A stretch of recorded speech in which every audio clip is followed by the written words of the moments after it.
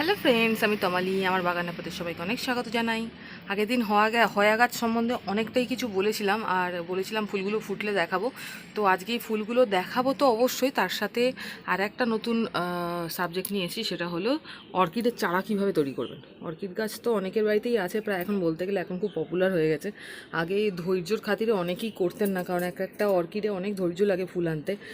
যদি একটু বয়স বেশি হয় তো ঠিক আছে, কিন্তু একদম ছোটো বয়স থেকে যারা মানুষ করবেন ছোটো ছোটো গাছ, অনেকটা সময় লাগে।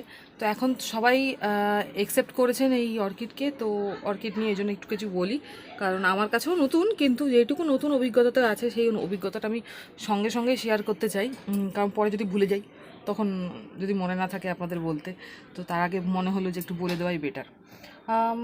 অর্কিড অনেক রকমের আপনারা অনলাইনে পাবেন, খুব ফ্রড মানে মানুষজনও আছে যারা অর্কিড এক ফুল দেখিয়ে অন্য ফুলের গাছ বিক্রি করে, খুব কমন ভ্যারাইটিগুলো বিক্রি করে। তো খুব সাবধান তাদের থেকে, আগে থেকে বলে দিচ্ছি, কারণ অর্কিড আপনার লোকাল নার্সারিতে তো আপনি পাবেনই, কিন্তু একটু আলাদা ভ্যারাইটির অর্কিড অনেক সময় আমরা অনলাইন থেকে কিনে থাকি। তো এই ফ্রড মানুষদের কাছ থেকে একটুখানি দূরত্ব বজায় রাখাটাই ভালো।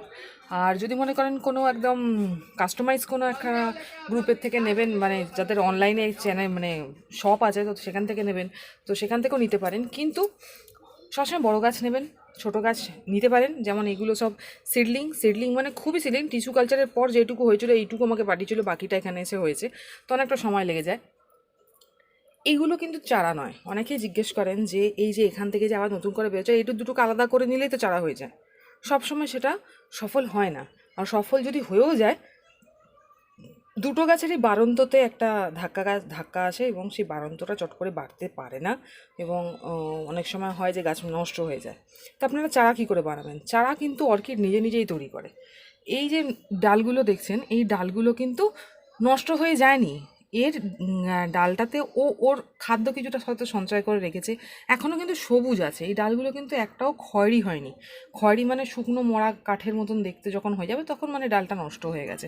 কিন্তু যতক্ষণে সবুজ আছে ততক্ষণ কিন্তু এ বেঁচে আছে। এই ডালগুলো কিন্তু খারাপ ডাল নয়, যেহেতু পাতা নেই ফুল নেই সেহেতু ডালটা খারাপ, সেটা কিন্তু একদম নয়। ভুল করে ওকে কেটে আলাদা করবেন না।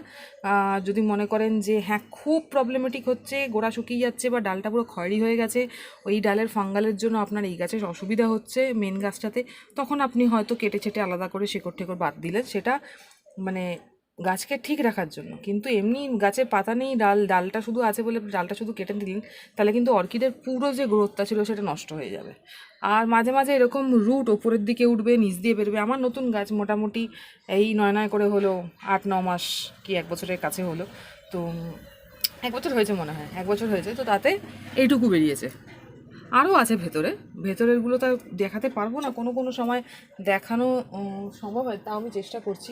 এই দেখুন, এখানে দেখুন ভেতরে সাদা সাদা রুট চারদিকে বেরোচ্ছে, এই দেখুন এখানে একটা সবুজ রুট বেরোচ্ছে। তো এইগুলো কিন্তু আস্তেই দেখুন এখান থেকে বেরিয়ে বাইরে আসছে। তো এইগুলো কিন্তু নর্মাল ব্যাপার। এইখানে বাইরে আসছে বলে আপনি কেটে দিলেন তাকে, তাহলে কিন্তু পুরো গ্রোথ বন্ধ হয়ে যাবে। চারা অর্কিড নিজেই তৈরি করে। কীরকম তৈরি করে? এই দেখুন, ডালের মধ্যে থেকে আবার নতুন গাছ বেরোচ্ছে, এবং তাতে কিন্তু শেকড় গজিয়েছে।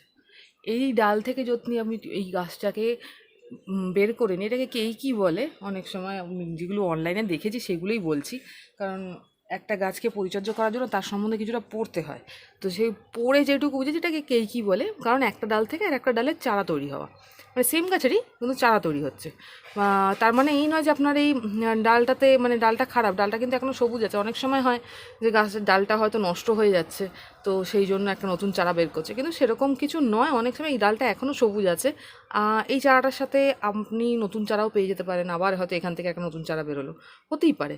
কিন্তু এইটাকে কেটে যদি আপনি আবার নতুন করে কোনো ওই কাঠকয়লা বা ঝামাইট বা নারকেল ছোবড়াতে বসান, তাহলে কিন্তু আবার একটা নতুন গাছ রেডি হয়ে যাবে। তো এইটা কিন্তু সঠিক প্রসেস চারা গাছ করার, এটাও নিজে থেকেই করে, খালি আপনাকে এখান থেকে আস্তে করে কেটে নিয়ে নতুন করে আবার পটিং করতে হবে, তাহলে কিন্তু হয়ে যাবে। আমি কাটবো না, কারণ আমার গাছটা খুব ছোটো, এখন কেন কেটে লাভ নেই, আর কেটে অন্য জায়গায় বসানোরও কোনো জায়গা নেই। তো এই টবে আছে, এই টবেই থাকুক এখন আপাতত। কিন্তু এইটা হলো চারা। আমি যদি ভাবি যে গাছকে আলাদা করবো, যেহেতু এই ডালগুলো আমার কোনো পাতা দিচ্ছে না, ফুল দিচ্ছে না, তো এমনি দাঁড়িয়ে আছে, এইটা ন্যাচারাল। আপনার কিন্তু অর্কিডের এটা ন্যাচারাল, যেগুলো নতুন ডাল বেরোবে তাতে পাতা ফুল সব হবে, মানে কি আস্তে আস্তে এই ডালটা পুরনো হয়ে যাবে, আবার পাশ দিয়ে একটা নতুন, এই দেখুন বেরোতে শুরু করে দিয়েছে, আবার একটা নতুন ডাল হবে, তো আর একটা ডাল এরকম আস্তে আস্তে ওরকম ন্যাড়াখেরা হয়ে মানে থাকবে একেবারে, পুরো এরকম পাতা নেই, কিছু নেই, এরকম হয়ে থাকবে। তার মানে এই না যে ওটা খারাপ গাছের জন্য, এটা নর্মাল, এটা এই গাছেরই বৈশিষ্ট্য।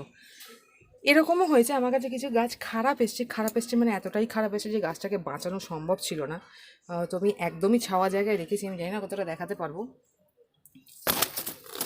এই দেখুন এই গাছটা, এই গাছটার শুধু একটা ডালকেই আমি একটু সবুজ দেখেছিলাম বলে আমি ওই বসিয়ে রেখেছিলাম একটা প্লাস্টিকের এতে, তো তাতে কিন্তু আপনার গাছটা কিন্তু বেঁচে গেছে, ভালো মতন বেঁচে গেছে, এবং দুটো নতুন করে আবার চারাও বের, মানে চারা ঠিক বলবো না, নতুন ডাল বের করেছে সেম জায়গাটা থেকে, দেখুন সেম জায়গা থেকে বের করেছে। আমি কি নারায়ণী কিচ্ছু করিনি, যে জায়গায় ছিল সেই জায়গাতেই আছে, বেশি মানে সেরকম গ্রোয়িং খাবার ছাড়া অন্য কোনো খাবার কিন্তু আমি একে দিইনি। আর একটু ঠান্ডা জায়গায় রেখেছি যাতে একদমই রোদ্দুর না পায়, তাতে কিন্তু বেঁচে গেছে। এই গাছটাতে মেরুন কালারের ফুল হবে মনে হয়, যতদূর সম্ভব সেটা বলেই পাঠিয়েছিল। তো গাছটার খুব খারাপ দশা ছিল। আমাকে যদি পুরনো ভিডিও থাকে আমি অবশ্যই এটার সঙ্গে মার্চ করে দেবো, একটু দেখবেন। কারণ এত খারাপ দশার পরেও যে এই গাছটা বেঁচে আছে এটাই আমার কাছে অনেক, এটা একটা নতুন এক্সপিরিয়েন্স হয়েছে যে এত কিছু হওয়ার পরেও বেঁচে আছে।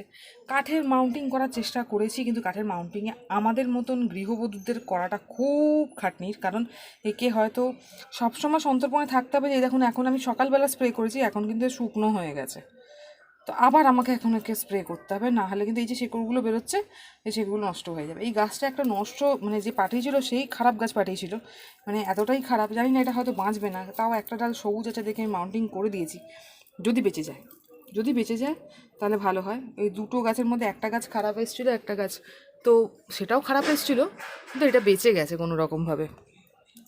তো আমার ক্ষেত্রে মনে হয়, অনেকেই বলেন কাঠে মাউন্টিং করা খুব ভালো, কিন্তু কাঠে যারা মাউন্টিং করবেন তাদের হাতে সময় থাকা দরকার, তারা যেন রিটায়ার্ড হয়, বা তারা যদি সবসময় দীর্ঘক্ষণ বাড়িতেই সবসময় থাকে, কোনো সেরকম কাজ করা, অন্যান্য কাজের কোনো ঝুঁকি নেই, তারা অন্তত নখদর্পণে রাখতে পারবে গাছগুলো, তো তাদের জন্যই বলবো তারা মাউন্টিং করুন কাঠে, নাহলে জল দিতে দিতে হাঁপিয়ে যাবেন, কারণ জলে স্প্রে করতে করতে হাঁপিয়ে যাবেন। আর তাদের কাছে স্প্রে অটোমেটিক্যালি আছে, প্রসেস আছে, অনেক খরচা হয় তার জন্য, তো তাদের জন্য কোনো অসুবিধা নেই।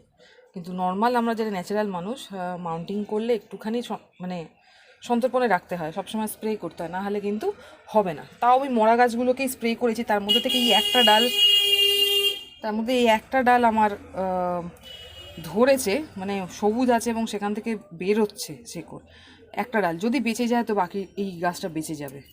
এইগুলো হয়তো নষ্ট হয়ে গেল, কিন্তু এরই একটা ডাল যে বাচ্চা, এটা যদি লেগে যায় কাঠে তাহলে খুবই ভালো। তো জাস্ট এইটুকু ছিল, সেটুকু বললাম। আবার নতুন করে দুটো স্পাইক আসছে, আবার ফুল হবে ওই সবুজ ফুলটা। আর বাকি সমস্ত গাছগুলো তো ছোটো ছোটো নিয়েছিলাম, এই একটা গাছে আমি একমাত্র বড়ো নিয়েছি, বাকিগুলো সব মিডিয়াম সাইজের নিয়েছিলাম। মিনিমাম আমাকে আরও 1 বছর হাতে ধরে রেখেই আছি আমি, 1 বছর তো হয়েইছে, আরও 1 বছর ধরে আছি, তাতে যদি ফুল হয় তো খুব ভালো। আর এটা তো বড়ো গাছই ছিল। তো ধৈর্যটা হলো সবথেকে বড় কথা, আপনাকে ধৈর্য রাখতে হবে অর্কিড করতে গেলে। আর খাবার হিসাবে গ্রোয়িং ফুড আর ব্লুমিং ফুড দুটোই রাখবেন। গ্রোয়িং ফুডের মধ্যে আপনি এনপিকে 19-19-19ও রাখতে পারেন, আর আপনার ব্লুমিং ফুডের মধ্যে 00-50ও রাখতে পারেন, কোনো অসুবিধা নেই। আবার অর্কিডের নতুন করে কিনতেও পাওয়া যায়, সেটা আপনি কিনে দিতে পারেন। বেশি দেবেন না, এই গাছ বেশি খেতে পছন্দ করে না। পেস্টিসাইড কাকা স্প্রে করতে পারেন, ইমিডাক্লোরোপিড স্প্রে করতে পারেন, বা নিম অয়েল স্প্রে করতে পারেন, কোনো অসুবিধা নেই। পিঁপড়ে হলে জলে চুবিয়ে রাখুন, পিঁপড়ে চলে যাবে। খুব অনেকে বলেন খুব কম যত্নের গাছ, কিন্তু আমি বলবো প্রচণ্ড খাটনির গাছ। কারণ আপনি যদি 1-2 দিন জল না দিয়ে চলে যান, তা আবার এরকম নারকল ছোবড়া ছাড়া শুধু কাঠ খয়লাতে, তাহলে সেই গাছটা যে ধাক্কাটা খাবে সেই ধাক্কা থেকে আপনাকে ফিরিয়ে আনতে আনতে হাড়হিম হয়ে যেতে হবে। তো যারা বলে যে খুব কম খাটনির কাজ অর্কিড, তো আমি জাস্ট বলবো যে না, এটা অনেকটা খাটনি লাগে। আপনি মাটিতে একটা গাছকে দিনে একবার জল দেওয়ার পর সে মাটি জলটা ধরে রাখে, কিন্তু এখানে কাঠকয়লা আর শুধু ইটের টুকরো কী মাটি ধরে রাখবে, জল ধরে রাখবে? ঠান্ডা ধরে রাখতে পারে, দিনে 2বার ধরে জল দিতে হচ্ছে এত গরমের মধ্যে, 2-3বার এরকম করে কোন স্প্রে করতে হচ্ছে। তো এটা একদম ভুল কথা যে অর্কিড হলো বিনা যত্নের বা বিনা খাটনির গাছ। খাটনি লাগে, অনেকটা খাটনি লাগে। তো গাছগুলো আস্তে আস্তে বড় হচ্ছে, দেখি কি হয়। ফুল হলে তো খুবই আনন্দের, আমার সাথে সাথে হয়তো আপনাদেরও আনন্দের, আমি প্রত্যেকটা ফুল দেখাতে পারবো। এবং জানি না কি হবে, তবে আশীর্বাদ করুন যাতে সমস্ত গাছ আর ভালোভাবে বড় হোক এবং বড় হয়ে ভালো ফুল দিক, এবং আমি আপনাদের দেখাতে পারি যে হ্যাঁ কীরকম ফুল দিয়েছে। যেইটুকু যত্ন করি সেইটুকু দেখানোর চেষ্টা করি, যে আমি যেভাবে যত্ন করেছি সেইভাবে গাছে কীভাবে ফুল আসছে। তো আশা করি আপনাদের আশীর্বাদে যদি এগুলো ফুল চলে আসে, তাহলে আমি আবার একটা ভিডিও করে দেখাতে পারবো যে হ্যাঁ এইভাবেই ফুল এনেছি। তো আজকে এইটুকুই, আগামীকাল আবার দেখাবো অন্য কোনো গাছের ভিডিও নিয়ে।